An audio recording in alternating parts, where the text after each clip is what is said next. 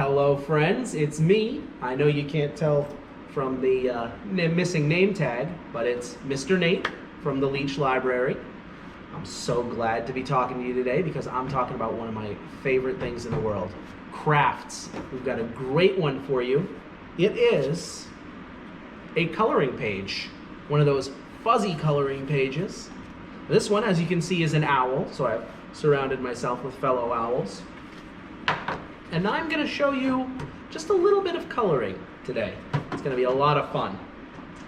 Now, of course, what you need to do this craft is anything to color with. For example, markers are great for coloring. You got to be careful though, because they get a little bit messy. I'm going to start coloring the background with these great little markers. You know, that's a very neat looking owl, isn't it? I don't know if you saw it before, but I'll definitely show it to you again while I'm coloring it. You know, it kind of reminds me of Ava from the Owl Diaries.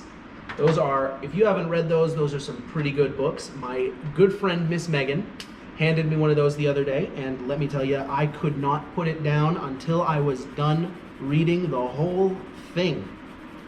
It was so fun. We've got two of them out right now. Wildwood Bakery and Ava's Big Sleepover. You know, sometimes owls have sleepovers, like the ones behind me. It's one of those books where if you like it and you want to read more, there's a whole bunch in the series. These are 9 and 7, but there's all the way up at least to 10. And we've got a couple of them before that too. So if you feel like checking out Ava Adventures in the Owl Diaries, rest assured there will be a few more. Let's put a little yellow in there. That's going to be fun. It's going to be a fun little surprise. I'm going to color that in. Oh yeah. I used some blue and some purple, and now how about a dark purple? I'm going to do an outline of what I just did, and then just go right back to zigzag coloring. Well, that's the most fun. And what's really fun about zigzag coloring with these fuzzy coloring pages is you can get on the lines and it'll stop you. It's hard to color over the lines with these, so they're very fun for coloring. And if you do go a little bit over the lines, you can't even see it with the fuzzy lines. Let's see here. You know what I just realized? That's a sleepover of owls. But what we really call a big group of owls is a parliament. Just thought that was a fun little fact. A parliament of owls. That's a group of maybe 3, 4, maybe 5. All right. You ready to see how the markers turned out? Because I am. There we go.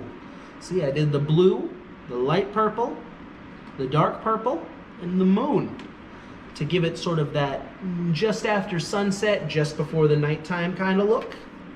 Because that's when owls start to become active. They come out at the dusk and they just flutter around all night long because they are what is called nocturnal. That means they come out at night and sleep in during the day.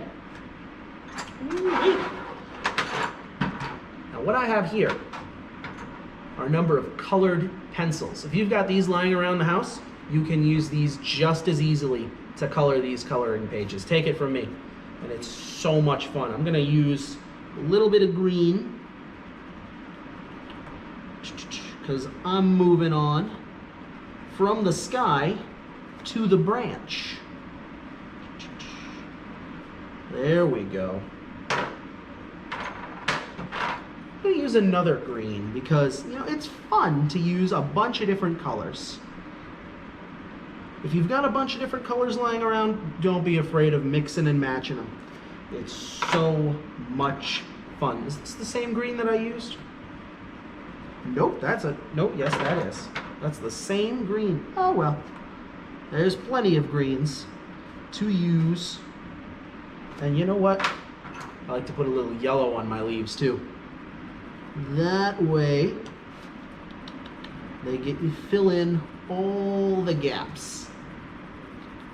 Now, you don't have to fill in all the gaps, but sometimes makes your leaves look extra nice. Ooh, isn't that fun? Oh my goodness. And I've got a couple different colors of brown here that I'm gonna use to color this branch. I put little spots of dark brown. And I'm gonna fill in all those gaps with a ruddy brown. Almost a reddish brown. Ooh. I think that makes for an interesting looking tree branch. What do you think? Now, you don't just need to use markers. You don't just need to use colored pencils. And you don't need to just use greens to color leaves and browns to color branches. It's okay to get a little crazy sometimes. So let's get a little crazy. And what better way to get crazy than with crayons? Ooh, they come in so many different colors. It's so much fun. Let's see here. What do I want to do with this crazy owl? Because I'm thinking of an owl that I've never seen before. If you've ever seen a parrot, that's the kind of owl I'm thinking of. Let's try an orange beak.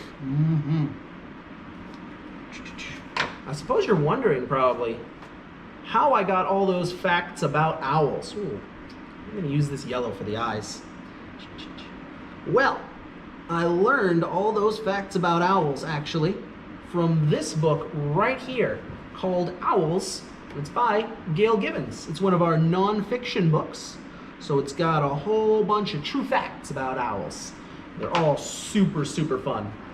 For example, you know this flat part of the owl's face? All those big round feathers?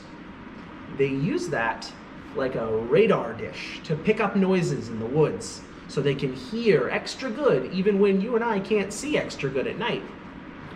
Let's use some orange on that owl's face. Give it a nice bright orange face. That's gonna blend in a little bit with the beak. That's okay. Sometimes that's just the way it is. All right. And how about some blue on the top of the head?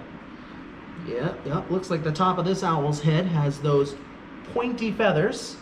Some owls do have them, like the great horned owl or the great gray owl, and some of them don't, like the barn owl or the snowy owl.